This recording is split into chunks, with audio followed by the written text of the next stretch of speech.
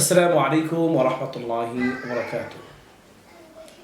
যে সকল ভাই বোনেরা আমাদের এই ইসলামিক প্রশ্ন পর্বের সাথে রয়েছেন সবাইকে এফকিউ চ্যানেল ও মার্কাজুল ফাজার সেন্টার জয়নাবাড়ি হেমাদপুর সাভার ঢাকার পক্ষ থেকে জানাচ্ছি অসংখ্য শুকরিয়া।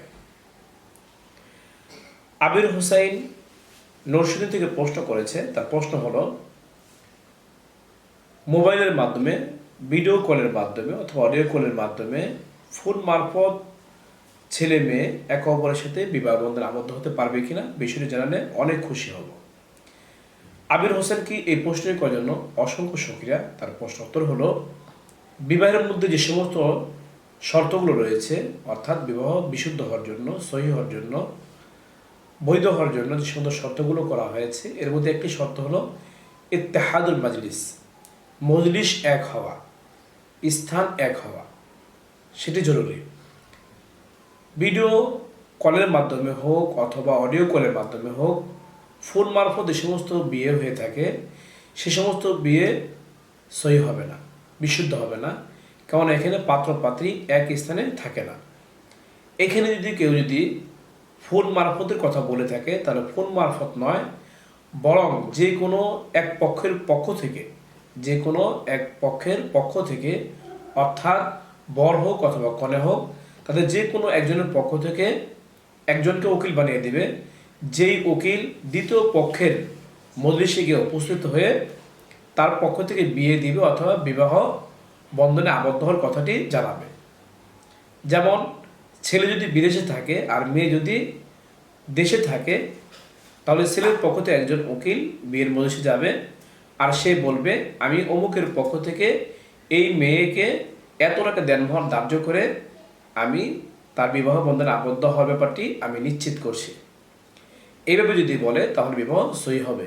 অন্যথায় শুধু শুধুই মোবাইলের মাধ্যমে, সেটি অডিও হোক অথবা ভিডিও হোক, এই ফোন কলের মাধ্যমে বিবাহ সহি হবে না। কেননা বিবাহ সহি হওয়ার যে শর্তগুলো আলোচনা করা হলো তার মধ্যে একটি হলো মজলিস এক হওয়া। আর ফোন মারফত মোবাইলের মাধ্যমে যেই বিবাহ হয় সেই বিবাহের মাধ্যমে মজলিস এক হয় না, স্থান এক হয় না। তাই শুধুই যদি কেউ মোবাইলের মাধ্যমে বিবাহ করতে চায় তাহলে সেই বিয়ে সহি হবে না, চাই সেটি অডিও কলের মাধ্যমে হোক অথবা ভিডিও কলের মাধ্যমে হোক। সহি হওয়ার জন্য একটাই শর্ত, যে কোনো একজনের পক্ষ থেকে একজন উকিল বিবাহের মজলিসে যাবে আর অপর পক্ষ থেকে যে বিবাহ বন্ধনে আবদ্ধ হবে, ছেলে হোক মেয়ে হোক, সে উপস্থিত মজলিসে থাকতে হবে। এই মাসলার রেফারেন্স উদ্ধৃতির হাওয়ালা আপনারা পাবেন আব্দুল মুখতারের 3 নম্বর খণ্ডের 21 নম্বর পৃষ্ঠায়, আল বাহরায়কে 3 নম্বর খণ্ডের 148 নম্বর পৃষ্ঠায়, খোলাসাতুল ফতোয়া 3 নম্বর খণ্ডের 15 নম্বর পৃষ্ঠায়, ফতোয়া হিন্দিয়ার 1 নম্বর খণ্ডের 361 নম্বর পৃষ্ঠায়, ফতোয়া মাহমুদিয়ার 16 নম্বর খণ্ডের 225 নম্বর পৃষ্ঠায়। যে মাসলায় বলা করা হলো, আল্লাহ পাক রব্বুল আলামিন আমাদের সবাইকে ভালো করে বুঝে, ভালো করে শুনে এই মাসলার আমল করার তৌফিক দান করুক। এরকম গুরুত্বপূর্ণ ইসলামিক প্রশ্ন উত্তর জানতে চাইলে এখনও যারা আমাদের ইউটিউব চ্যানেলটি সাবস্ক্রাইব করেননি, সাবস্ক্রাইব করে নেবেন।